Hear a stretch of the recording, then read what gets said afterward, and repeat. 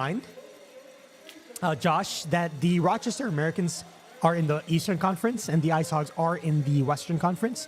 So the earliest that they would meet is the Calder Cup Finals.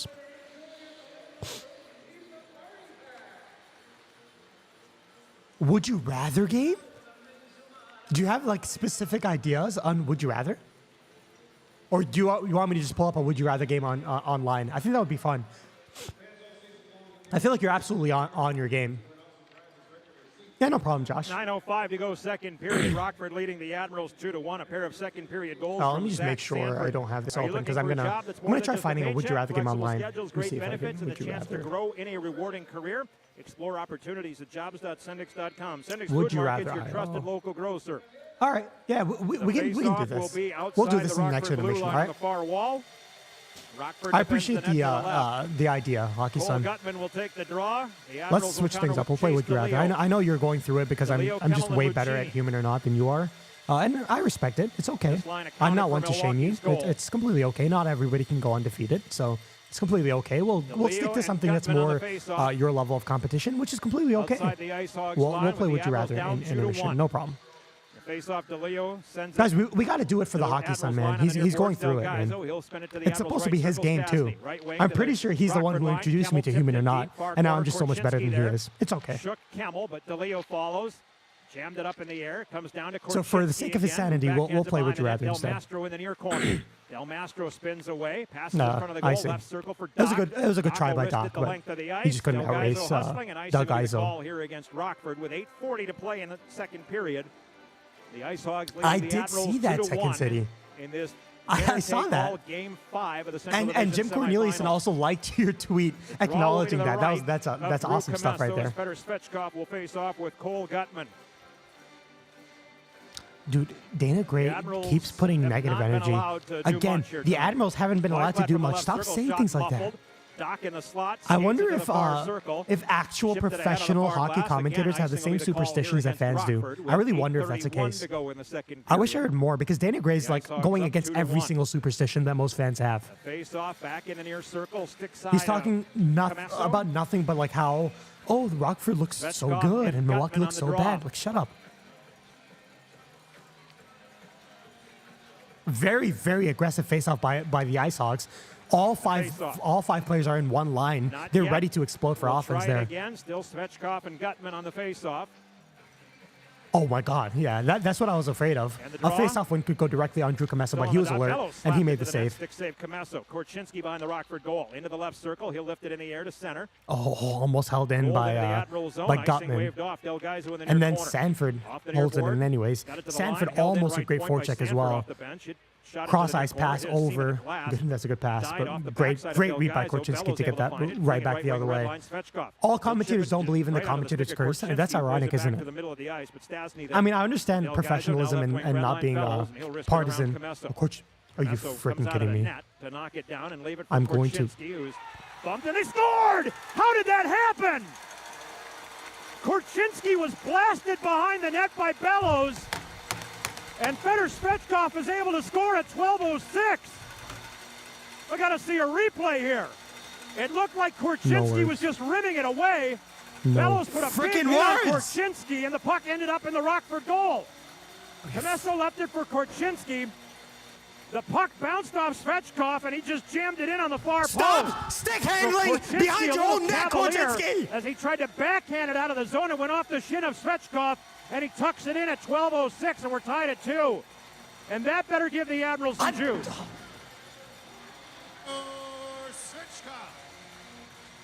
Unassisted goal at 12:06. Second of the postseason for Svechkov. 2-2 game as the Admirals shoot it in from neutral. Allen in the near corner. 3 guys around him. He's behind the net. Instead of just making a quick play up the boards, he stick handles and takes a hit, and then goes straight into the net. Hayes misses the net. Kuzman to the red line. Now to the Admirals blue. Way offside was Hayes. The Hogs are just a charity team this game, man. Playing so unbelievably well. And then mistake upon mistake upon mistake. It's 4 mistakes all game. All 4 of them have been costly, and Milwaukee tied the game. It's unbelievable. You cannot let a team like the Admirals back into a game like that because they will take over. You expect them to play better as the game goes on. 2-2 our score. Unacceptable. You can't make this unenforced errors. Simplify your game. As Josh is saying in chat, sounds like Korch needs to simplify. You gotta be smart. You gotta have situational awareness, man. It's unbelievable. Unbelievable.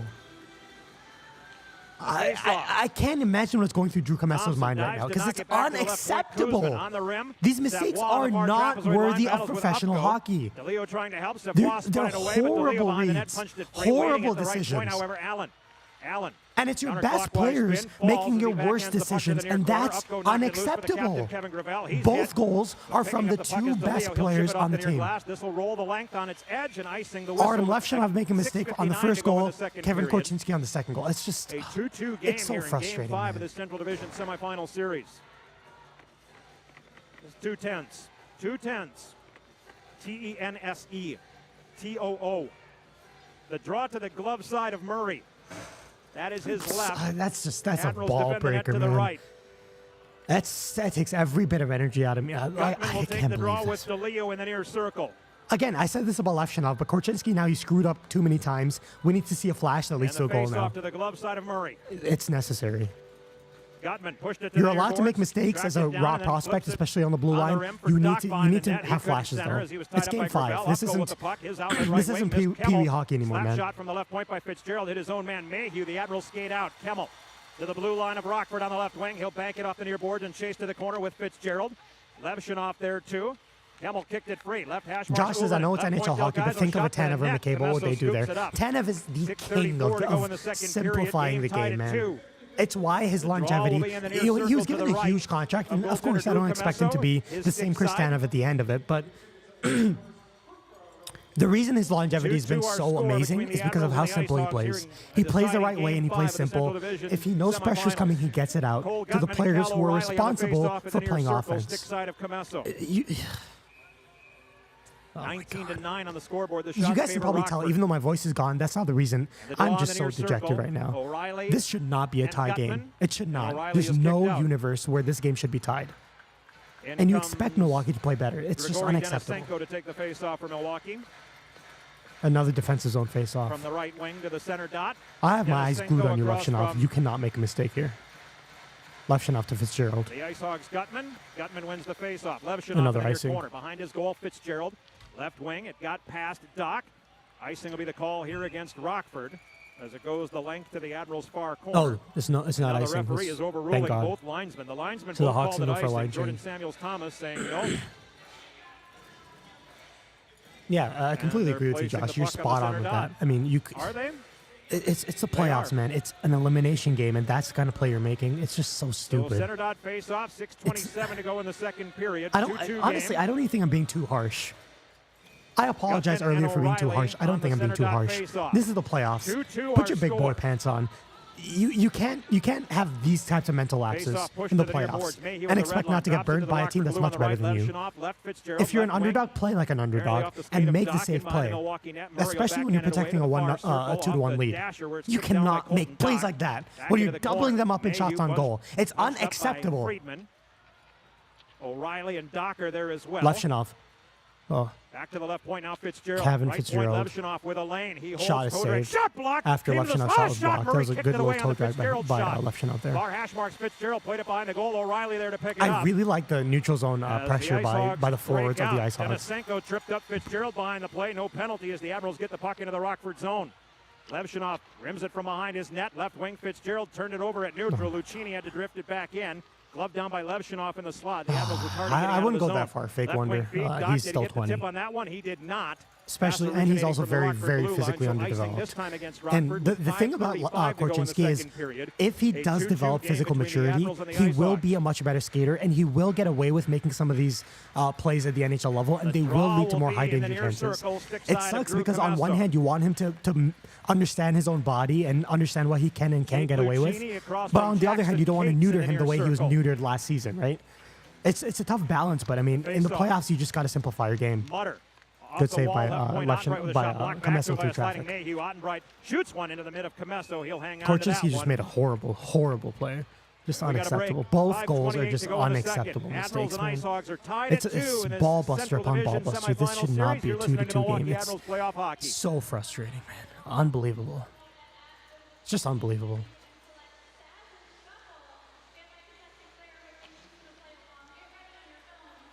Unbelievable, man. Oh my God! All right, you know what we're gonna do to put our Let me see if I can do this. Screen capture 2, sure, that works. It's going to be an application capture. It's going to be window capture. What is it going to be? Window capture, window capture, window capture, window capture. Let me see if I can pull this up. Application capture. Application is going to be. Oh, you can't do it? What the heck? All right. Well, you're out of there. Can you guys still see everything fine? I just want to make sure. I know I was tinkering with some stuff, but. Second City, I'm gonna have to just do this manually. I'm gonna have to put my microphone next to my laptop, and then I can play your when the Admirals score singing 4, you after score that. a free small frosty at Wendy's. No I feel like my energy is just gone. I apologize. I'm trying to keep the energy up for you guys, but it's just after the game. this should not be a tie game. A 2-2 game between the Admirals and the IceHogs. The official stat sheet Now I'm says scared about what the Admirals are going to do. Rockford. 7-6 this period for the Admirals. The next goal. We talked about how the next goal is so important. It's 10 times more important because it was the stupidest unforced error ever. Korchinski does what he should have done all along, just get the puck out. That's held in. Weisblad shot sails wide. High slot. Weisblad with a shot sailed wide of the near Korchinski always looks like he's chasing the puck, man. He needs to get faster. He needs to get stronger, man. It's an emergency, even for the AHL level. I want to see Korchinski in the AHL for at least one more full season. He's nowhere near ready. Levshunov, you can make an argument one way or the other because he played better in the NHL. Korchinski, I don't think there's an argument to be made that he's even close to. He's even closer ready. Cherry pick behind him. Stasny carries left wing to the Rockford line. He's bumped off the puck. The IceHogs possess, but the Admirals back on D. Left wing feed. Stanford looks Josh, you're a positive guy, man. I wish I had your positivity. Like, I just have the context of the reason we're so invested in this game. Being, of course, we all love the IceHogs here, but the reason there's an added layer of importance to this game is because of these top prospects. These are the last people you want to see making these types of mistakes. You want to see them showing flashes, not make these boneheaded mistakes, man. Oh my goodness, that almost went in. Savoie, now the other way. Got it to the crease. Mutter tied up. Makes a very Savoie play going for a double chase. Good forecheck. That's held in by Thompson. Thompson. Nolan Allen yeets it over in the direction of Savoie. Savoie back to Allen. Shot, and that's easily saved. I need more energy. I'm going to drink some Celsius. 4:01 to go in the second period. 2-2 game between the Admirals and the IceHogs. Dumb and Dumber. I love Dumb and Dumber. The draw will be in the near circle, glove side of Milwaukee's goaltender, Matt Murray. Yeah, Josh, you're absolutely right about that, by the way. I mean, the Hogs are still outplaying the Admirals. My worry is what happens if that starts, the ice starts to tilt the other way. But, you know, let's hope this can continue because Aiden Thompson in the face-off circle, dang. Defenders Allen and Kuzman come in above the he circle. loses the now face-off. Allen falls That's back not a bit, as does surprise. Kuzman. O'Reilly and Thompson. O'Reilly wins it. Kevin Gravel in the near corner. Ahead on the left wing glass. Good play by Kuzman. Over the shoulder of Allen. It'll go the length, but Denisenko there first. He and Kuzman that gets the puck out. That's a huge play by Kuzman. Uses the body to shield the puck and slap it away on the far wall. It'll dribble to center. Gavin Hayes retreats to the Admirals line on the right. sends it in, and now Gravel the other way. Fake Wonder says, yeah, Korch needs at least another full year in Rockford. Defensemen take longer to develop, especially if they haven't physically grown yet. Yeah, I'm not panicking at all. I don't want to see him hurried anymore. His development already hit a stall last season. I don't want to see any more road bumps. He needs to work on his lower body strength in the offseason. He needs to work on his skating in the offseason. And he needs to come back a new player next season and see where that leads him in Rockford. And then maybe the season after, we can talk about him making the NHL. Under head coach Carl Taylor since he took over in the 18-19 Absolutely, I agree with you. In terms of learning lessons, Josh, they are learning lessons in this game, man. Josh says on the bright side, these kids are now facing some adversity. This is adversity. You went out to a 2-0 lead, and you were looking great doing so. You remember in Game 2, Joey Anderson had the hat trick. You won 6-1. You were on top of the world. Drew Commesso was playing out of his mind. And now two losses in a row, and now you're facing adversity. You make a couple mistakes in a game that you should be winning. It's a tie game. Let's see how they respond. I completely agree with that. You're a really positive guy, man. I appreciate you joining the stream because you're bringing some really nice energy, man. Slap it around the net. It'll get to the top of the right circle. Levshunov back to the near corner. Gutman Levshunov behind the net. pass, Far hash marks Doc. Left point Fitzgerald. Right point Doc Levshunov. shot. He reaches the puck anyways, but that's not a to the good far pass. circle. A shot by Doc. Turned aside by Murray's right arm. Colton Doc behind the net. Good pass. Gutman. Another button hook. Back to the point. Levshunov. Levshunov, don't shoot it. Levshunov, don't shoot it. Oh my God, he shot it and that almost went in. Don't listen to me, Levshunov. Do whatever the heck you want. Traffic tipped in front. It went wide off Doc. Far corner. Mayhew now. You got to get the puck out of the zone. The Hogs got a whole line change and they still have pressure, man. Mayhew. Oh. Into the boards by Friedman. Why is that not a penalty? That was a trip. Doc was tripped. Doc was wrestled to the ice. Backhands it to the front of the How net. is that not Dangerous play, but the Admirals. Nice play by Levshunov, getting straight up. Not the best pass, but still, the thinking was good there. I thought that was a penalty. I thought Doc got wrestled to the ice, but it's okay. And now Milwaukee ices it. Left wing to the red line, out of the reach of Lucchini. Keep in mind the AHL coach wasn't even a coach most of the year. Yeah, he's not going to be the coach next year either. Crispest Admirals team here this afternoon. But they are tied 2 apiece. I'm really interested to see who's going to be the coach of the AHL next season. I know a lot of people think it's going to be Sorensen. I would prefer Sorensen as an assistant coach in the NHL over being a head coach in the AHL. I think even for the AHL level, he's not really a head coach. In fact, I would rather see him as the head coach of the NHL for 1 season or whatever than the AHL. Because I really want to see Rockford take a step forward next season. With guys like Lardis and Moore. And, oh my God, horrible read by Korchinski. At the left hash marks. Drops it off to the left point. He had Korchinski right next to him, and the pass missed. Del Mastro's been a little bit invisible this game. I want to see him have a big moment. Rockford right circle. Del Mastro back to the left. Korchinski. Korchinski, middle of the ice. Sanford will steer it in from neutral into the Admirals' far corner where Stastny will skate it behind. Come on, gap control, baby. Nice gap control. Nice gap control, Del Mastro. There you go, using that physicality and that defensive awareness, man. And they ice it. Del Mastro for Rockford. Up on the far glass, it'll get past everybody. This will be icing against Rockford. 147 left, boys. 147 left. I'm going to let you guys listen to the commentary a little bit. I'm going to rest my voice, all right? In the near circle to the right of Drew Commesso. Shots on the official stat. Shots are 9-8 for Rockford this period. It seems like it's more, but this period. Svechkov will take the draw with Sanford in the near circle. Stick side of Commesso. Rockford defends the net to the left. And the face-off. Nice defense by Senior there. Left point at Stastny. Korchinski, great pass. There's some redemption. Let's make something happen out of it. That's a great breakout. Del Mastro just dumping. Now the forecheck. Okay. It is what it is. But that's a great breakout pass by Korchinski there. Corner to the far. Ryan Ufko shielding it from Sini. Gets it right hash marks. The Admirals break out as Weisblatt feeds it. Oh my goodness! How did a long left wing feed Stastny to the left circle. He gave it to Weisblatt. Slot shot went wide, deflected wide. And Stastny tossed it in. Did it go in? No, it did not. From behind the goal, Stastny with a backhander. It was played by a high stick. No, it didn't. Okay. The face-off will come back. Do you think Levshunov plays in the AHL next year? Probably depends on training camp, but I want to hear your thoughts. A defender got a piece of it, knocking it let me wide. think about it went that, high okay? in the air behind the goal. Stastny My instinct would back to the front of the cage. be a little bit. I would be a little bit surprised if he spent the entire year in the NHL next season. Shot went off of Allen. But he also plays better in the NHL than he does in the AHL. It depends. Oh, what a save by Kuzmin! That went off of Comesso's back to the goal line, and Kuzmin just saved the goal. I love you, my Russian king. Andrei Kuzmin bailing out the defense there. My goodness. You're going to say all 82 in the NHL. It wouldn't shock me. I don't know. I could see it going both ways, to be honest. It depends on if the Hawks have a coach that knows how to shelter Levshunov the way that Sorensen does. Because that usage was pretty uniquely phenomenal by Sorensen. His offensive zone deployment was extremely high.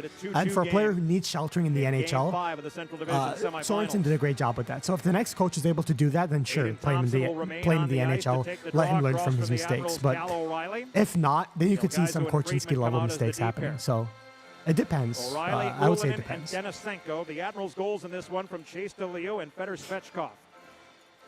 O'Reilly and Thompson in the near circle. Thompson got kicked out. he doesn't want to leave. But Thompson is kicked out. I'm surprised Thompson is playing center all game. Will take the face-off with clear win by. O'Reilly wins it. Left point, Del Gaizo. Left circle, one-timer. Ullinen scored! Yes, they Ullinen! Yes, they Ullinen with a blast from the left circle beats Commesso glove side at 18:54 of the second period. Yes, they Ullinen with his first of the playoffs, and the Admirals have reclaimed the lead. It's 3-2. Wow!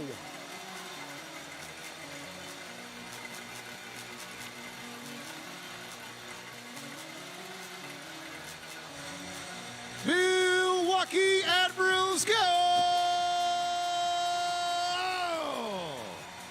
Yes, you Ullinen with the goal. It's 3-2 Milwaukee. This should. That's a one goal that I think was not directly a player's fault. This is a great face-off play. Starts with Aiden Thompson getting kicked out of the face-off slot. Savoie, you don't expect him to win a face-off. He did not. You could say that's a coaching goal, but the Admirals just made a great play off the face-off, and now you're down by a goal. Rimmed away on the with far 1 minute board, left. tipped the center off Doc. Del Gaiso will toss it Kevin back Fitzgerald in. now trying to make something 50 happen. seconds to go in the period as Fitzgerald skates the Again, center. the ice is Cross starting the to tilt the Admirals other way, line. He'll move man. to the left circle, a wrist shot, missed the net. Mayhew at the near hash marks, gets to the goal line. Jerry Mayhew sends it around the Admirals net on the rim to the left point. Fitzgerald. Fadeaway pass to the far corner. Mayhew centering, looking for Gutman. Tipped away by Del Gaiso. And the puck tipped away. I'll probably lose my voice next time Rockford hopefully scores a goal. He'll lay it deep with 28 to go in the period. Marino gets there first behind the net. You could feel the energy in the arena going up now. You could feel the ice starting to tilt. Kevin Fitzgerald just cross-checked somebody in the face and no penalty called. Thank God for that. That's not a penalty. Play goes on. Lucchini trying to help. As the puck, boy, good job by Marino. Kill the rest of the clock. Don't give Rockford the chance to get any momentum back. Good save. Puck comes free to Lucchini. He dances to the front of the net. Knocks Stastny with a backhander at the dot. Good save, and now, of course, extracurricular is happening after came in at the end, I whistle. believe, on Marino from Colton Dock. Lucchini gets into a headlock. Marino having words with a young Artyom Levshunov. Second City Sports says he's an AHL commentator. He's still developing. Everything will break up. I don't think Dana Gray's the best, but I also don't think he's the worst. I think he's perfect for what the IceHogs need, to be honest. He's a pretty intelligent guy. By everybody who met him, he seems to be a great person too. And also, he's very knowledgeable about the game for a play-by-play commentator in the AHL. You could say that some of his calls are a little bit hit or miss, but yeah, he is a developing commentator. Okay, second intermission. Boys, I am going to step away for 2 minutes. Going to use the bathroom. I'm going to make my tea, and I'll be back in 2 minutes, all right? What I'm going to do in the meantime, mute this. What I'm going to do, let me figure out a way to do this. I am going to, if I go to Bluetooth, disconnect my headphones, and I'm going to leave Oh My Grab and his excellent singing with all of you guys. Listening to Milwaukee Admirals playoff hockey.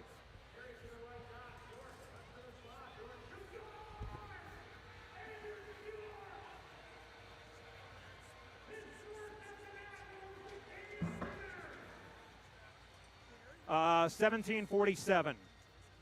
You got it.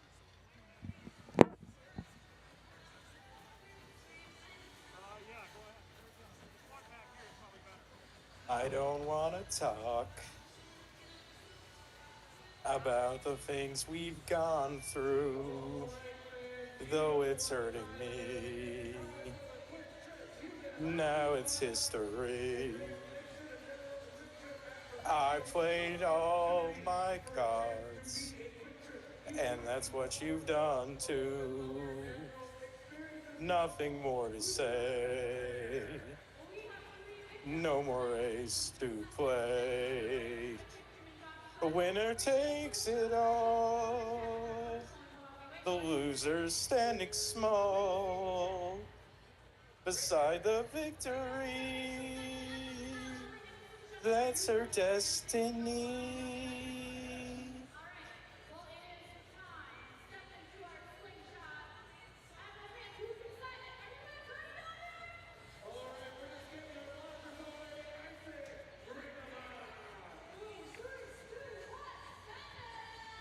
Wait 1 second. Let me play that one more time. I didn't get to hear it. I don't want to talk about the things we've gone through, though it's hurting me. Now it's history. I played all my cards, and that's what you've done too. Nothing more to say. No more ace to play. The winner takes it all. The loser's standing small beside the victory. That high note, though, my God. That's her destiny. Ooh. Dang, I didn't know you had that, and no wonder you stole votes from Jim Corneliuson. My goodness. All right, let me get my stream back up and running. I did not make my coffee, my tea yet. I'll see if I can do it in a bit, but for now, let me just make sure I have everything running again. Don't want that. I want it connected here, please. There you go. And I'm going to go over, where the heck is this? Sorry, I'm talking to myself, but it makes sense to me. That's all that matters. Go here.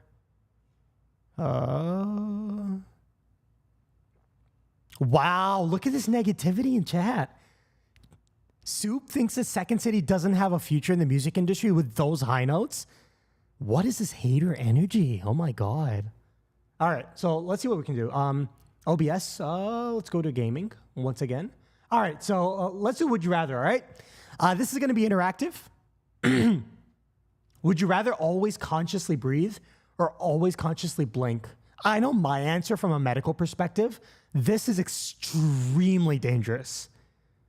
This is like terrifyingly dangerous. So I'm going to executively decision this and say always consciously blink, because you could be okay even if you're unconscious, if you have like eye drops or something like that. They have like lube, by the way. I don't know if you guys ever saw eye surgery, but or a lot of surgeries where you're kind of out of it for a very long time, they'll put like a thick lube in your eyes and then just close your eyes, and then you don't need to blink to keep your eyes lubricated.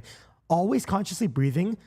You're not going to be always conscious if you're passed out or if you're falling asleep. So this is just death. This should be, would you rather die or always consciously blink? So we're gonna go with this. 39% of people are just stupid. I'm sorry. Josh, come on, man. By the way, for those who don't know, I am a medical student, so I'm not flexing. I'm not flexing the way the hockey son flexes his human or not abilities and his ability to find historical figures. But I'm just letting you guys know. That's why my YouTube channel is a little bit inconsistent with timings and stuff like that. Would you rather everything stays the way it is and you live double your destined life? Well, I don't want that because I want the Hogs to win this game. Or you're born into wealthy and lucky circumstances, but live half your destined life. What are we thinking here, boys? Yeah, the hockey son, that's very smart of you. If you're unconscious, your eyes can be closed. Absolutely. Your eyes are often closed when you're unconscious. My Second City, why are you affirming these negative comments? You should stand up for yourself. My future in music is singing in the shower and maybe a karaoke night every once in a while. No, your future in music is being the next Beyonce. Stop selling yourself short, man. Aw, that's so nice and sentimental. I'd probably rather do half because you can't share the extended life with the people you love because you'll outlive all of them. I actually agree with this because I want the Hogs to win and I don't want everything to stay the same. So there you go. Nah, 62 people again are wrong. Can you guys not see the game? Yeah, you can see the game. I have the stream in front of me. You guys can see the game, right? Old World Hockey. You can see the game on the stream, right? Correct? Yes? No? Maybe so? Would you rather never be able to draw? I can't draw anyways. Never be able to write. This is so easy. What in the artsy BS is this? Never be able to write would be devastating. You'd never be able to sign your signature on legal documents. You'd never be able to write if you need to document anything at all. Never be able to draw. What the heck? I would rather never be able to draw. Absolutely. 78% of people are right. I can't draw anyways. Exactly. I'm in medical school. I can't draw to save my life. In fact, I can't write either. I am the perfect, you know that stereotype of doctors not being able to write? That's me. But I mean, you have to write to survive in society. You don't have to draw. Would you rather have a lifetime of free international first class plane tickets? Ooh, first class plane tickets be nice. Try Hurdle. It's a fun hockey game. We could try that either after the game or in a future stream. I can definitely try that out. Would you rather have a lifetime of free international first-class plane tickets or have a lifetime of free 5-star hotel accommodations? What are we thinking, boys? I'm guessing they mean hotel stays, not just the accommodations. That's funny, though. I assume the accommodation is the stay and the soap bottle. You never want to sit and coach again, so we're choosing plane tickets? Are we all in agreement here?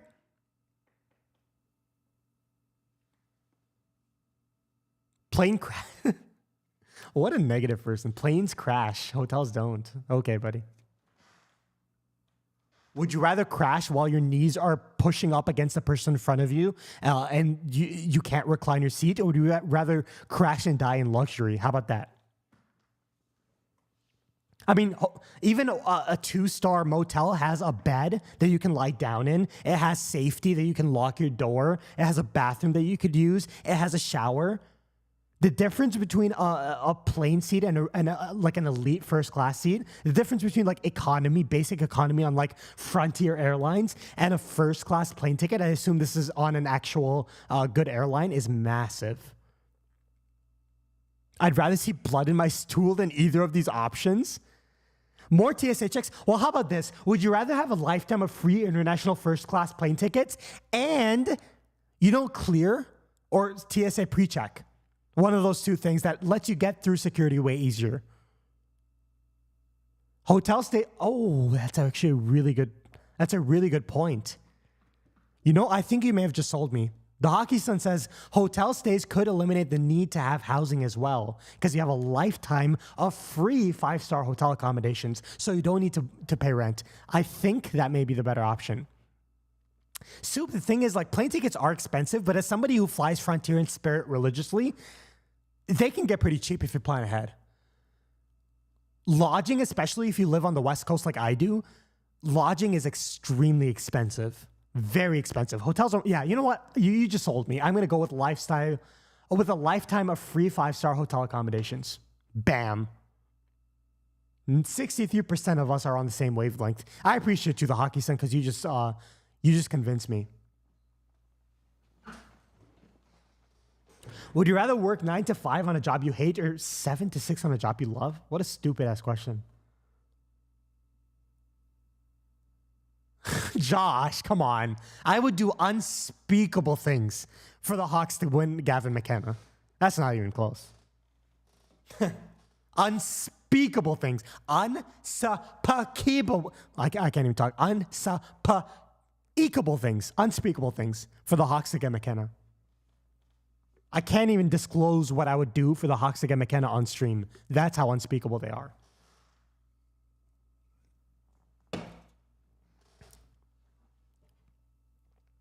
You know how Johnny Superman always says if the Leafs ever win a Stanley Cup, he'll do a face reveal? If the Hawks get Gavin McKenna, I might do a face reveal.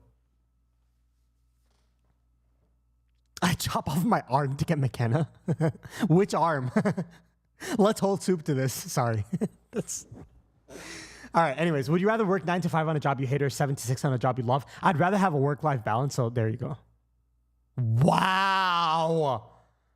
7 to 6 means you never see your family, bro.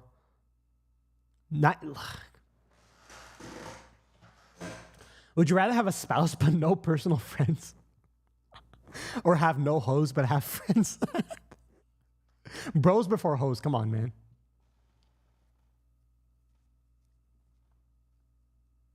Yeah, people are thinking of the loopholes. All of these questions are very loopholey. Would you rather go to jail for 1 year or receive 3 years of house arrest?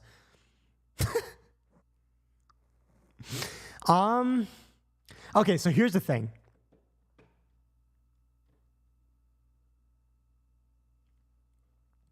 Q says if the Sharks get McKenna, I don't even want to think about that, man. Yeah. I agree with you because house arrest is a lower level, so you could still get a job. If you go to jail for a year, that's permanently on your record, and every future employer knows. Now, I understand you can still get a job, but in terms of, for example, being a doctor, you might lose your license, and that's really important to me. I would receive 3 years of house arrest. I would be streaming every day. I'd be making content. I'd be getting, building the community even more. I'd be gaming. Remember the Ringside Gamer and that channel was supposed to take off? My lazy ass never got to it. So yeah, I think this is easy for me. I would receive 3 years of house arrest. I would be making content up the wazoo if that happened. This just doesn't seem like... I don't think anybody here would survive in jail. Q is on the right wavelength as me. House arrest, I don't want to be assaulted in jail. I don't think any of us could drop the soap, man. We're not built for that. Oh my God, Hockey. I said that before looking at your comments. We're on the exact... I've never been more on the wavelength this chat as we are right now, man. Thug life. Would you rather live without music or live without television? I'd rather live without music because of Second City's music that he just put us through. I'd rather live without that.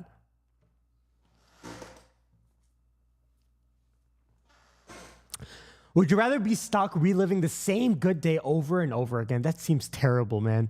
It sounds like a good thing. Like, imagine a recent good day that you had. Recently, I had a really good day where I went out and had fried chicken. I went to one place, I got a box of mac and cheese. I'm going to sound like such a fat ass right now, but just bear with me and just imagine how good this was. I went to one place and I got mac and cheese across the street. And then I went over an hour away for $2 chicken tenders. And they were amazing. The most crispy, the most juicy chicken tenders. And then I went to the grocery. Instead of paying an extra $3 to make it a tender, to make it a slider, sorry. I went to the grocery store. I got some fresh buns.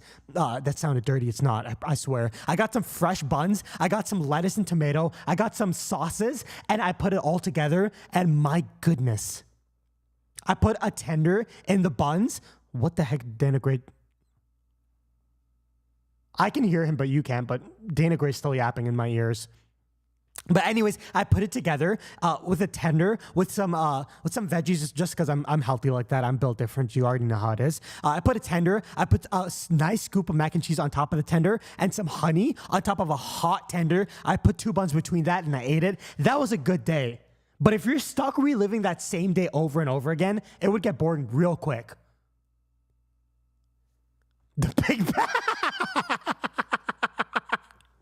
Now you know why I'm not doing a face review.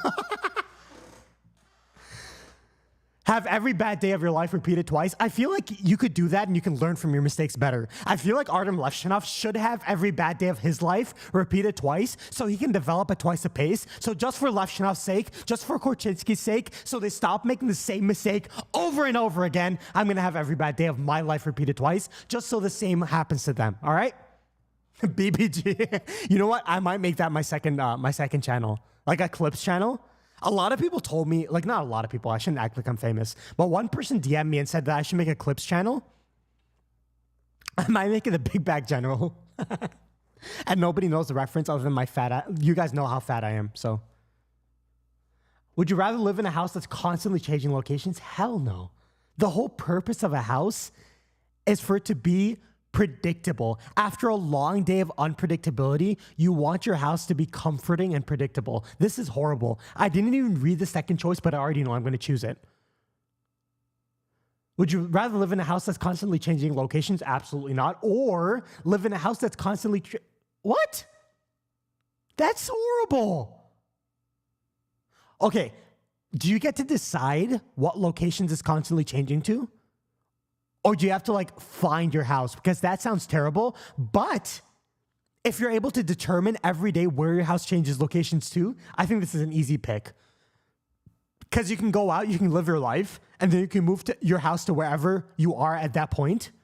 Okay, Aki-san is making the rules in chat. You don't? I don't know, man.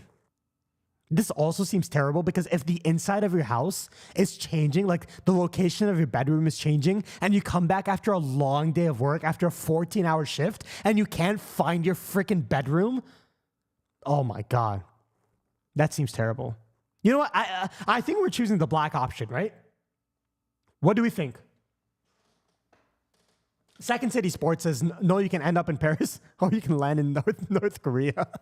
No, I mean, you just convinced me that there's no way we can choose the white option here. We can't choose the first option.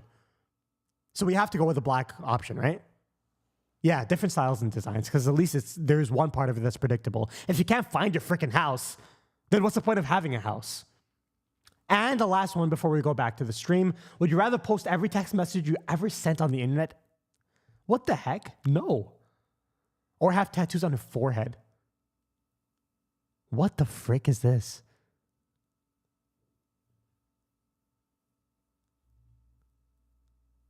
Dana Gray's still talking to himself. Yep, agreed. All right, I'll let you guys decide because both of these are absolute ass. Yeah, I'm with Soup. I choose neither, man. Okay, but if you're in a relationship, then that's just freaking weird. Actually, you know what? You just convinced me because you can get away from this more easily than you can get away from this. The way to post every text message you ever sent on the internet is be very safe with your text messages. And if you have any personal connection, you just call them instead. This, you can't get away from it. Yeah, I agree with that. You can just retire from the internet. I'm pretty close if the Hogs aren't able to pull this off anyway. So there you go. And we'll come back to this later if we continue this.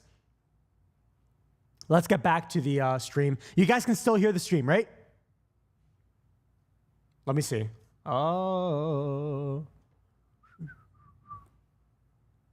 Can you guys still hear the stream? I don't think you guys can, right?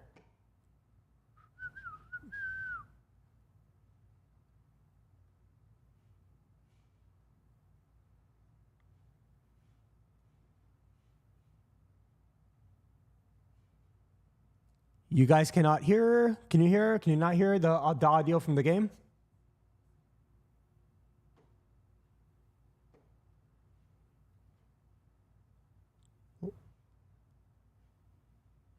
Let me know if you guys can hear. I don't think you can, though. So what I'm going to do here is I'm going to do that. Bang, bang. Yeah, I can't hear. All right, I'll pull it up. Just give me a second. Flow Hockey is being stupid. If the Hogs lose this game, I might never buy Flow Hockey again, by the way. AHL. All right, let's go to OBS. No, we're going to go window capture. We're going to go to Google Chrome. There we go. And we're going to put this to the back. All right.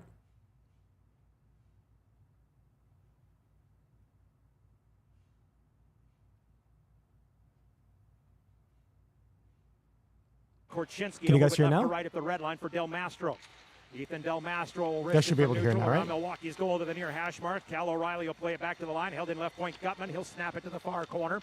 Jerry Mayhew will chip it behind the goal. Colton Dock overskates the puck, but so did Gravel. And now all right, Dock, let's lock in, boys. with space in the near corner, skates it all along comes the down to wall this, to the man. left point. Oh, boy. Spins Colton Dock clockwise, behind the plays it net, back to the corner, wheeling bounced and off the heel of dealing, Gutman, sticking back out and of the zone deep. comes Grigori Denisenko Lot of between four cycle defenders. hockey here. He'll get to the middle of the Rockford line. Dock The slugged Admirals it away. read it and go the other Puck way. lifted back to the Denisenko. Admirals' end where Friedman Good in the near back circle check will get by it to center Colton ice. Dock. Ullinen.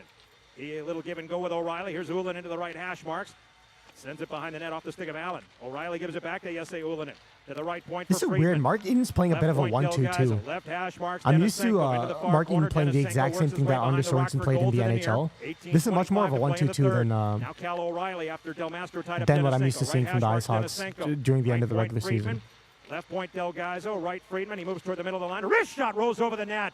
Bounce to the far post. Denisenko to the left hash marks Ullinen. Center point. I appreciate you letting me know, man. I'll see you soon, off man. the end boards. The puck tipped wide on the far post by O'Reilly. Rockford player lost a helmet. Good block by Nolan Allen. I mean, Milwaukee is just all over this first 2 minutes of this period, man. Comesso's under fire.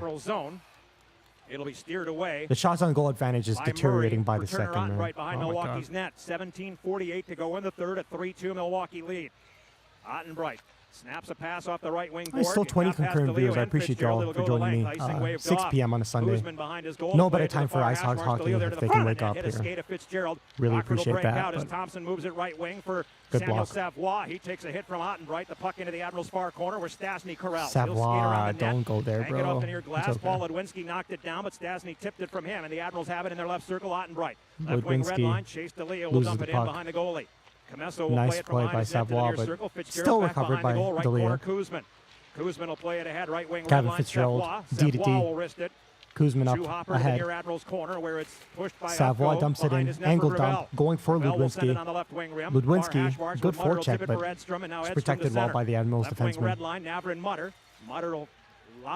I said Gutman is a top-line guy. Let's see if he can make a strong case this period. I mean, yes, top-line guy for the AHL. I think he was 20th in the entire AHL in total points this season. So I think he proved in the regular season. But yeah, I'd love to see a big moment for him. Great play by Levshunov. Here's Sanford. Long shot, looking for a hat trick, but that's easily saved. Alex is in the house. Let's go. I was looking for your name. You know why? I'm going to give you mod rights right now. This dude is a legend. Where's this guy? Add as moderator, managing moderator. There you go. You're a mod, Alex. Welcome back, man. We've missed you in this chat. We're down by 1 goal, Alex, but we needed your positive energy to bring the Hogs back, all right? 25-16 shots on goal advantage. Woo! Oh my God, I'm nervous. Watching the game, who does it feel like is most likely to score? I'm going to say Savoie. I'm going to go with Aiden Thompson. I'm kind of hoping because I'm a big fan of Aiden Thompson's. He's made very few mistakes, and he's looked so pro-ready throughout this playoff run. And that's going to shock me because it's not common for young players to show up in the AHL and suddenly do well. I understand he's older for a young player, but still, I hope he scores the tying goal, man. The draw in the far circle, right circle, as Rockford's looking at it. The face-off. Or Sanford for the hat trick, because why the heck not, man? I don't care who scores. I just want the Hogs to take this to overtime, hopefully. Or get two goals in the third would work for me, too. What a move by Levshunov. A nice little sidestep, and then he sends it in. I don't like that dump by Levshunov, but it's okay. A great move in the build-up. That's the kind of flashes that you want to see from him. Here come the Admirals. Weisblad with all sorts of speed in on Korchinski. Korchinski, oh my God. Able to pin it underneath his left ankle and hang on with 16:06 to go in the third. How did Commesso keep that out? I thought that was in for sure. Savoie with the header. Of course I get that reference. Andrew Shaw with the legendary game winner that never happened. Unfortunately, I still think headbutt goals should I think headbutt goals should count, because why the heck not, man? I'm all for rules that make more goals happen, especially exciting goals like that, but oh my God. At least the Hawks were able to win that game anyways and won the Stanley Cup that year, but it is what it is. If the Hogs are able to come back in this game, remember that sequence by Drew Commesso, because my goodness, what a group of saves. Sealing up that near post. Brilliance, man. Korchinski got beat to the puck, and Levshunov got a little bit lost. Not too bad. I mean, good save again by Commesso with a flying screen by Denisenko. Another good save through traffic, man.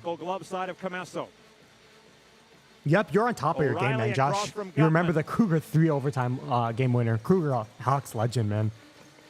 I don't like what he's saying about Anton Fendel. He's really elevating opinions of him, but that's okay. Sends it around the net from the near corner to the far trapezoid line, where they're really killing the Hogs in the face-off circle so far in the third, man.